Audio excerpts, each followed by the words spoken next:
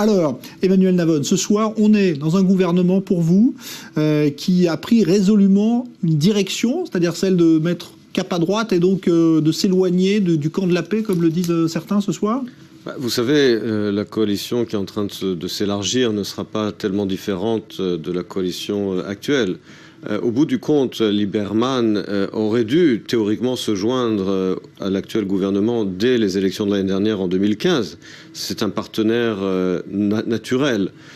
Il a décidé de ne pas le faire parce qu'il pensait que cela serait plus rentable pour lui électoralement. Et il faut dire que les sondages lui ont donné raison ces derniers mois, puisque en fait il a une niche électorale très définie qui est l'électorat de droite laïque. Et comme Netanyahou a tout cédé au parti ultra-orthodoxe, cela a permis à Lieberman de se porter en porte-à-faux. Sauf que Lieberman pensait que cette coalition allait s'effondrer au bout d'un an. Or elle tient, et récemment Netanyahou a réussi à faire accepter par son ministre des Finances, Moshe Kachlon, un budget biannuel qui en fait assure la vie du gouvernement jusqu'en 2019. Donc Lieberman a fini par comprendre qu'il avait tout intérêt à se joindre à la coalition, mais en réalité, la politique du gouvernement, les lignes, ce qu'on appelle les lignes de base du gouvernement ne vont pas être changées, elles vont rester les mêmes, que ce soit en politique intérieure ou en politique extérieure. C'est uniquement une manœuvre politique qui permet à Lieberman finalement de quitter une opposition qui semble s'allonger jusqu'en 2019